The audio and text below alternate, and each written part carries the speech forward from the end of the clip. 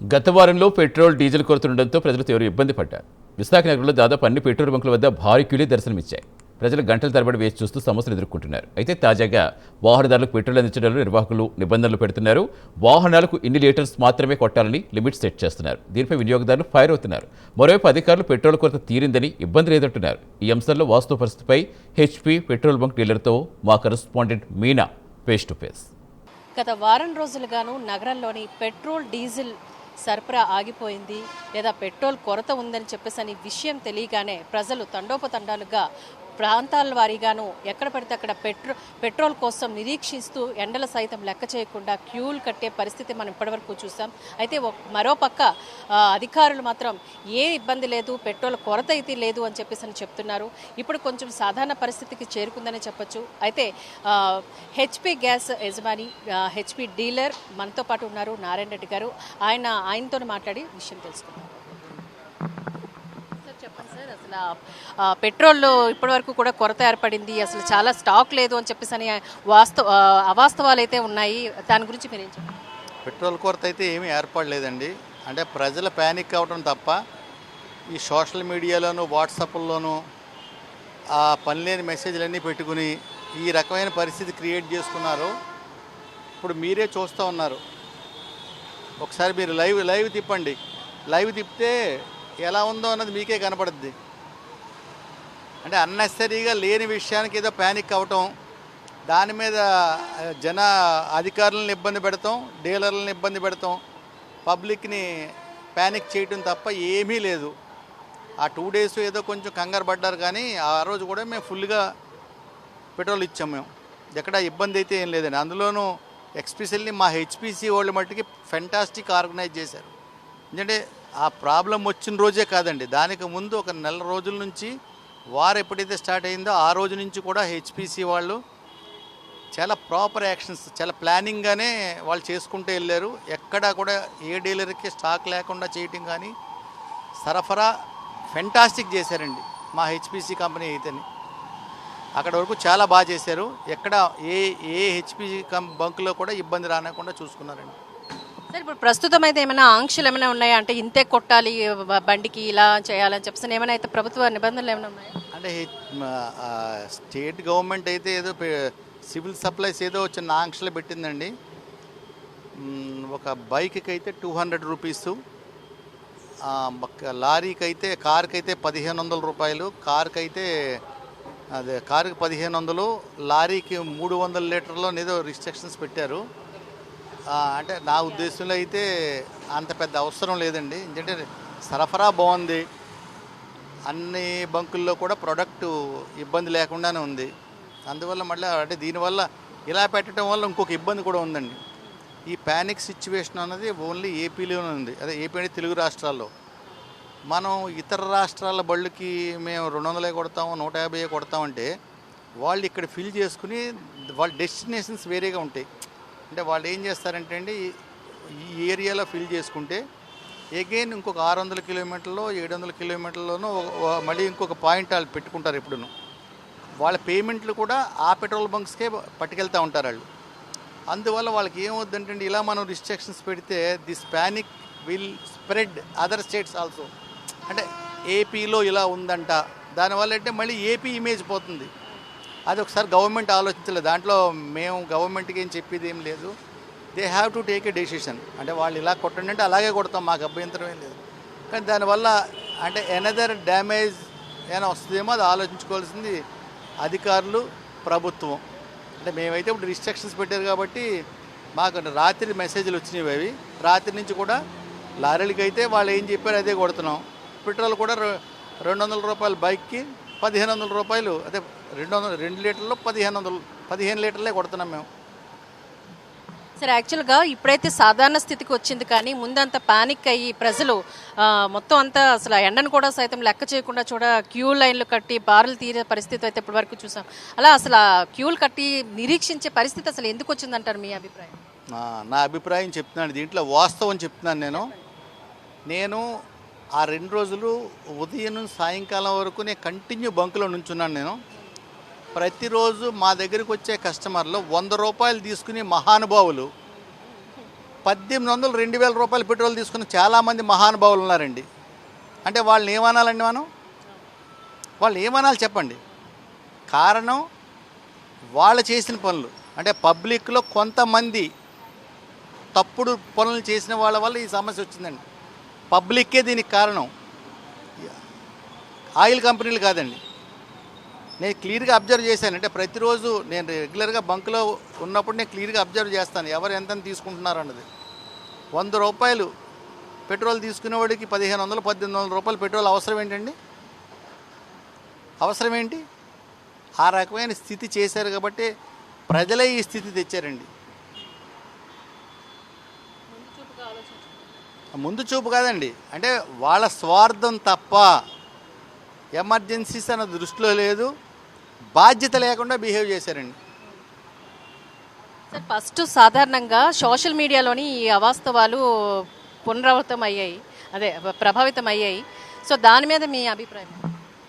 Social media నేనైతే ఒకటే చెప్తానండి. నేను ఈ వాట్సాప్లో ఫేస్బుక్లు దీంట్లో వచ్చి 90% ఫేక్ న్యూస్. ఆ ఫేక్ న్యూస్ని నమ్మి మనం ఆ దానికి బేస్ అవ్వటం అన్నది అవివేకం అని చెప్తాను నేను. వాస్తవాలు దాంట్లో కొన్ని ఉంటాయి, అవాస్తవాలు నడుస్తాయి. వాస్తవం ఏదో అవాస్తవం ఏదో తెలుసుకోవాల్సిన బాధ్యత ప్రజలకు ఉంది కదా. అది అందువల్లే ఈ న్యూస్ మీద ఒక ఆంక్షలు లేకపోతే రేపు దీని పరిణామం ఇంకా చాలా ఎక్కువ ఉంటుందండి. ఎందుకంటే ఈ ఆంక్షలు దృష్టిలో పెట్టుకునే 1987 I think 87 or 86 Rajiv Gandhi press bill అనేది పెట్టాడండి ఆయన. ఆ ప్రెస్ బిల్ని అమలు కానివ్వలేదు. ఆ రోజు ప్రెస్ బిల్ పెట్టుంటే ఈ రకమైన విచ్చలవిడితనం దేశంలో ఉండదు. ఎవరిష్టం వచ్చిన మెసేజ్ వాళ్ళు పెట్టచ్చు, దానికి ఎవరికీ బాధ్యత లేదు, భయం లేదు. మన ఇష్టం వచ్చిన మెసేజ్లు మనం తోసేయచ్చు, వాట్సాప్లో పెట్టేయచ్చు, మనల్ని ఎవరు అడగరు. మనం ఏ అబద్ధమైనా పెట్టచ్చు, ఏ అబద్ధమైనా చెప్పచ్చు. అటువంటి వాటి వల్ల సామాన్య ప్రజలు బాధలకు గురవుతున్నారండి. సార్, అయితే ఇప్పుడు స్టాక్ మొత్తం పూర్తిగా ఫుల్గా ఉంది అంటారు? ఫుల్ స్టాకులు ఉన్నాయండి, అందరి దగ్గర ఉన్నాయి. కంపెనీ ఆఫీసర్లో అహోరాత్రులు టెర్మినల్ దగ్గర కూర్చుని వాళ్ళు మొత్తం లోడింగ్ ఇస్తున్నారండి వాళ్ళు. అంటే దీంట్లో ప్రీవియస్గా కమర్షియల్ ఇండస్ట్రియల్ ఆయిల్ అని ఉండేదండి. వాళ్ళకి మాకన్నా 20 రూపాయలు 25 రూపాయలు తక్కువకి కంపెనీలు ఇచ్చినాయి. అంటే ఆల్మోస్ట్ అంటే ట్యాక్సెస్లో వాళ్ళు ఇండస్ట్రీస్ కదా అని ఇచ్చారండి. ఆ రోజు వాళ్ళు తక్కువకు తీసుకుని ఈరోజు ఈ రిటైల్ సెల్లర్ మీద రావడం కరెక్ట్ కాదండి. అది ఇప్పుడు ఎంజాయిడ్ ప్రీవియస్లీ ఇది 20 రూపాయలు 10 రూపాయలు తక్కువ తీసుకున్నారు అంటే ఈవేళ మళ్ళీ పెట్రోల్ బంకుల మీద వచ్చి తీసుకుంటారా వీళ్ళు? అది ఎంతవరకు న్యాయం అండి? అది ఇప్పుడు ఇంటర్నేషనల్ మార్కెట్లో క్రూడ్ రేట్ పెరిగిన దాన్ని బట్టే ఆయిల్ కంపెనీస్ మారుస్తాయి. దానికి పెట్రోలియం మినిస్ట్రీ ఉంది, మినిస్ట్రీ విల్ టేక్ డెసిషన్. అది పోయి అంటే మనకు తక్కువకు వచ్చినట్టేమో అక్కడ తీసుకుంటామో మేము లెవెల్, పైగా మేము పెద్ద పెద్ద ఇండస్ట్రియలిస్టులని ఎందుకు చెప్పుకోవాలి? వాళ్ళు కరెక్ట్ పద్ధతి కాదండి అది. వాళ్ళు చేసి అంటే తక్కువ రేటుకి వస్తే నువ్వు తీసేసుకుంటావు బయట, తర్వాత ఏంటి పెట్రోల్ బంకుల మీదకి వచ్చి పబ్లిక్ ఆయిల్ని మనం తీసుకోవడం ఎంతవరకు న్యాయం అండి? అది ఆ పద్ధతులు కరెక్ట్ కాదండి ఇది.